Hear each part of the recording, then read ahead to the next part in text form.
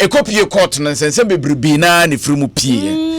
ema ye ka se o mo me sign bond obeka the last time ba ha no ne ye ka video bi aba out na video nim no na nipa bi ho ne se ase Shatawale pese odi Stone Boy ho fe me kai it is a video no eba ye no ade crunch de hu ya ne se mfonyini bi ahase eba Stone Boy ne Shatawale omotio ne baako Shatawale aka ne ato so na Stone Boy so sugar no tia konwam no mo garden mu ene bi so ho na mo ase obi ho obi saa ena na ba na mo aka ho baako na Stone Boy ene Black City ene manager ena Shatawale so ene Bulldog wono ye manager mrebi atwam wono na handle no wono kra na sai artist and repertoire manager edma xylophone music no mo so tewa omo atwa picture na eno eche na amafo sha ase so mu bisa se na mfonyini de efri hefa ne ba ne sen ina ebetom se panyini bi na ni mo onyam yesi oil adwuma no woye ono na to ne nsa frem ranti ne mienu so omomra na omontena se na obi anka na ha ne nhwa asem no ne nka yensiesie ma asomdwimra esanse ewia so twa ketrema na ototon wia onwe nam bia ehu hia se enwoma yebo ni aton ye talent ni aton ni ekho ho ntokwa wo ho nsika ama wo manfo enya ndwomatie ni enya ho sika no ni ekho ho ntokwa entokwa ko ne nka nwom to no ho enka talent na ho debi eti na wo so wo ka asem no enti e ba na manfo so wei da esi ebi mu so hura bedwo ayete se befo wo kwatu eso na adume o ja yetene da sumra suja ekosi aga what I say na enu achi eni ate se press conference bi ebe den ebe koso ampani ampa press conference ne baso na ebaso a na de wom nyina ne se Stone Boy ato na nu mutuo pein se de muadi ne de omuni nko de aka ne mo ho ban Shatawale so ato na nu mutuo pein se de atwam handkerchief fita ho handkerchief fita ora tobo mi himanza kami him se si what I say enti omumi enu nyina se edi aban na etwi sabe yese de wodware wachi no wona sere woto de woni ne didie nso ono ana bɛwe nam eti o makoy nipa yi a omunyina wa groba akunim de de obi hu betwi obi na so kroba ya asomdwe ne ehwe eti obi a de ne haw obi a de na nyinwi obi a de yawa na wonimu efa ne yonko ho ato nkyɛn se de ehwe animu ne se Ghana enikan Yesu Kristo ye kunim di franka enunti yeri guguda yebehimo ama nyina unse Yesu Kristo ye kunim di franka amen etila woni bi we manya hanki mahim him obi ahim efe ntokwa kra ya bre enti se de akoba ne se omo so omo be concert ye de nyame ase music concert friends Ghana Fest mbo Ghana na edikan obi akwa ho fa handkerchief fita nko na music concert no obi bisa question bi se omunyi ni se eya ye ntem dodo esa so bra video yi ba ya na Shatawale ni abrantie bi ya congratulatory dancer ade eche ya pe na fonyini ba se yeso o maka album ehye dodo asa Ghana fo ntimi nye ni sa e ma ni nye ye eya akwa te se nipa bi adwen ye o mo se sika bi pie mu ye from na yese dwo masa monye na adwuma na moye na munya se hu na mudi no mo ka che Ghana fo se mabum na sa na tie mpa na so mo be ye concert ni mpa dangerous dangerous because na mistake no no time meba ma mi chomu time omo pesa asumdwe ba no omo ye mistake bi o baby because stakeholders miensa na asem ne form ho Shatawale meba there be message stakeholders miensa tie Shatawale Stone Boy na omo fans enka mi baby say because station na build their check asema nka mi baby say pompon so ayese obi Shatawale fan ne Stone Boy fan echinye sa ma ba ko won yonko sekan That is where it has gotten to. It is also mummy na ka so okay monko out na monko kama Ghana fo nyina hu se asem na the course no mo dia cha fans no more working on the fans ana you need to psych them up to see each other as their brother's keeper. Etinya say bia woni Stone Boy akasa woni Shatawale akasa ntino once Stone Boy about akasa Shatawale menene ye one Shatawale is Stone Boy menene ye one tina problem na solve one way here you will gather people Stone Boy fans and Shatawale fans akugu dan ba akum and at the slightest provocation ubo asa amafo ashase kunkum nipa. To me, it's a national security threat. Yabe concept are fine. And was it me working on the psyche of the supporters. So that omubehu se yenyina nipa baako na tiny woman na yasempanifo ni mienu aba out nti ade achi ya concept dangerous obi a why security pen bia nim ye fada ko en work on the psyche of obi a wadi ya wache enti sese no asem na me bisa na se yen entertainment ne yen hyeda nkomusa yen ena mudi achi yenti na mo kontokwa sesei yeti hey me ene wo ene ye ko ye ntokwa ena me namfofo se anu nti omo ne wo nso namfofo obi ye wadamfo onye madamfo fine se nei me se me no beto abasako mu a nye no ani se me namfofo ne wo namfofo onye fine mo betumi ato abasako mu nemom ewose ye hwekwan a ekuro ana akutwa na abeda ho no akutwa ba biom mame ka se mi cho me na mi bia se mbi so acho me kai se me ho no obi frɛ me so omo je akinye tienie o omo je akinye mini Kofi Adom ahwan enim news kan so yasem asem na bi no o si naked tobo miwa Kofi Adom atio no o ye mi nua o ye didi bibia ye nyina wa adwuma ba ko onam ne line na so na no kra na ntokwa bia ma ye no enye se bia mni Kofi Adom akoko ntokwa ena aba out ena bi mo se metakumi achi ena bi mo se metakofi Adom achi ye nyina ye studio ba ko ye kan news ba ko one bulletin eno kwa no ebi mo se Kofi Adom ye good si kumi ebi mo se kumi ye good si Kofi Adom eda ntokwa ma se kan twe bam adenti eni e fans ni se yo mo ye chimifo sabe tie na nya de entokwa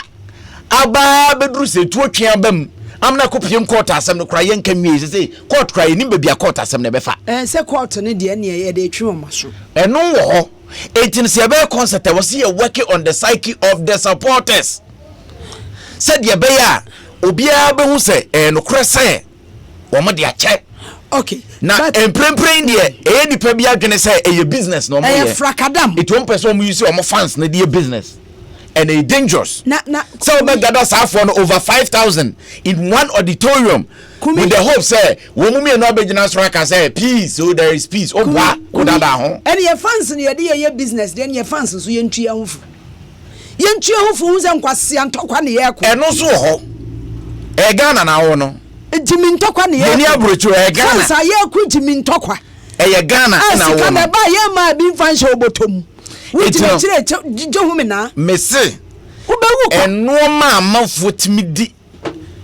politics kra ye obi timi di obi echi saa na chese ubedi do kwa ma me cho na nse a yesi Liverpool ene hehe for boy a Liverpool Tottenham Hospital se one no omo she for no she Barca no Liverpool omo she Barca for nil no Abranche bi enso Koforidua Technical University say one of these universities oje na ni saa fa mu wuye eni wa wu nkwase wo ba school fees aye kwa but oko Jimmy oko Barca liver sikani ye bema ni die oko miwa ubisa ne say omo players ni di obetimi abon so because wo hu omo da omo ti omo broche ena ono te Ghana and so because of odobi o ma safo ni nti watini agina ni wo hu enko nko support kokoko ne has eno na me ba ho na ente se de ono nim no ne yoko Ghana ni onim no opena asem ebia wo hu ne da ebia wo hye Shatawale shata hage no because udinachi wo hye Stone Boy and so am an one blow boza it no sa yonko for that bond is there it e be den se mu betete unim asɛm wei ɛnam sɛ ensɛm no ɛfada court nti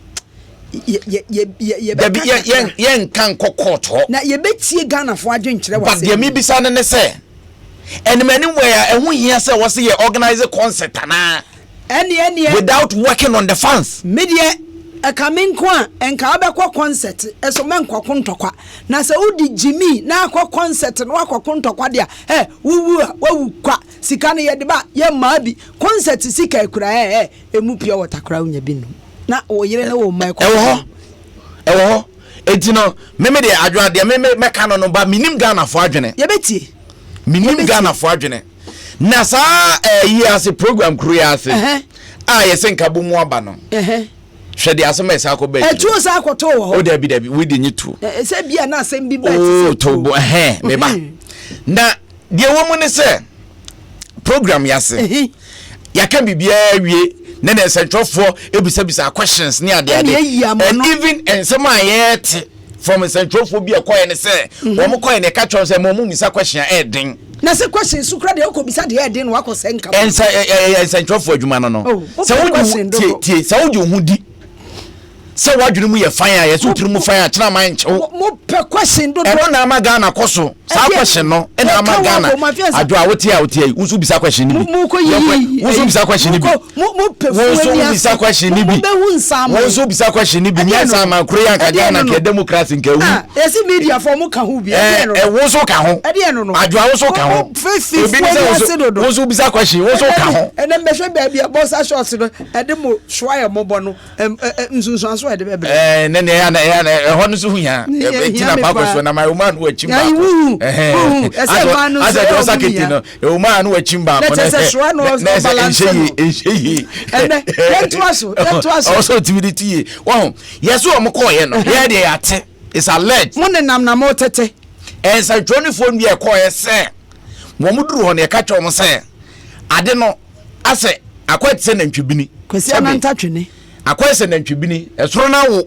o ya ka bombada se na pro fiansa ye enti se okobisa question a de awahwe na obi anu akopa enti mu bisa aniani ya na enko that should even tell you say our unity na omoka no is fake.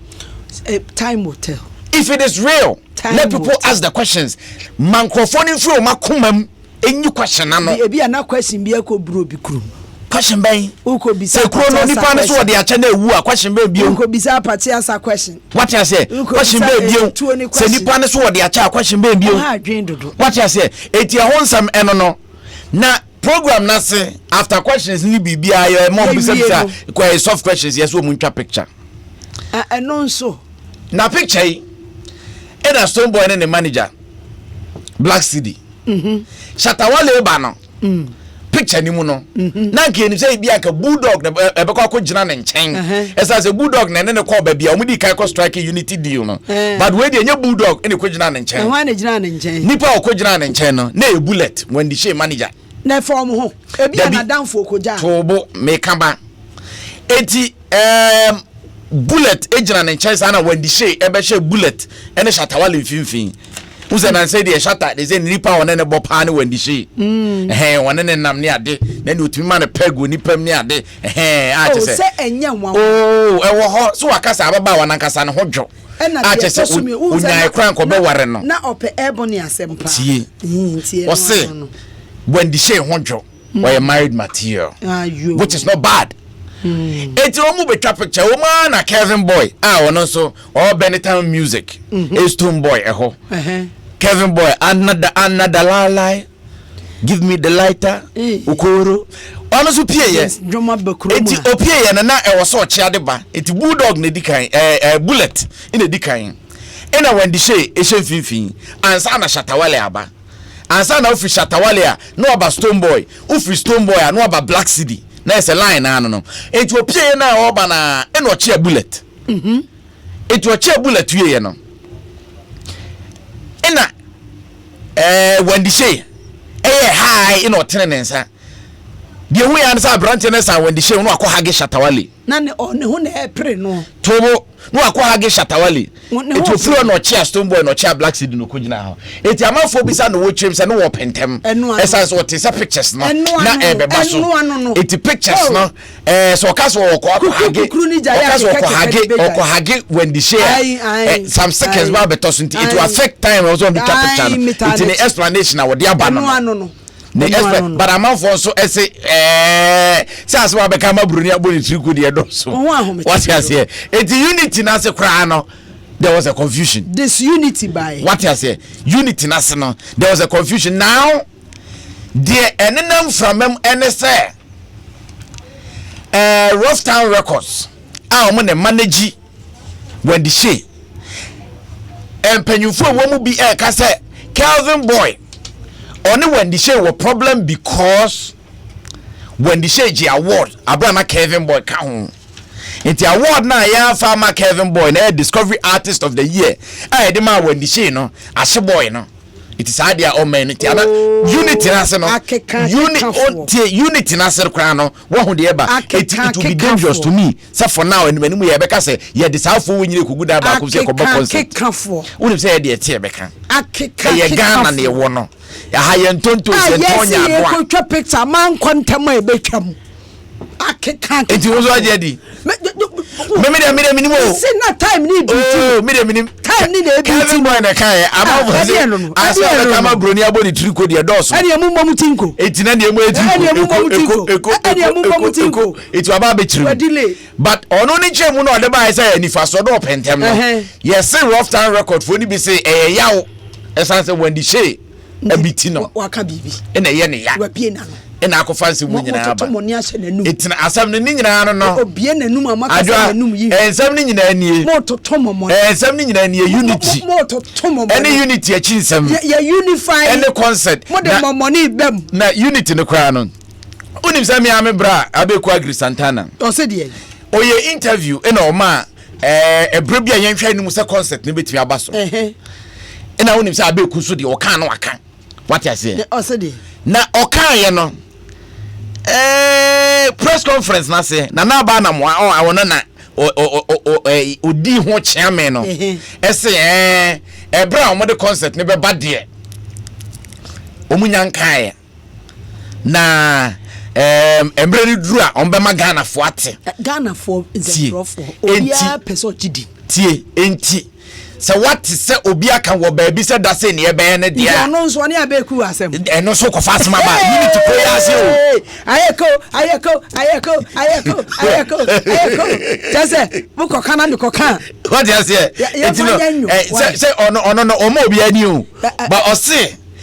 what se obi aka no wo ba bi se e ne sa day se yi ani pa kro no wo trofo kwaku yemfa nyanyum u ko kana mi ko kan eti unity ba ko peno emu se bebreba ebobo bana no but eye me de say at least ye hu se omunya omubeka bom obeka se nya ebeka wa se be ye omukamum na ko ya bo ho pa ye komonyom ebusuafo obi ne no wo faase e de no what you say eti no me de minim se Ghana for unity na dia uko kana mi kokan na asemaba uko kana mi kokan na dia asemaba uko kana mi kokan na dia asemaba uko kana mi kokan na dia asemaba uko kana mi kokan na dia asemaba uko kana mi kokan na dia asemaba etimen kana manka ma na mfa asema ma he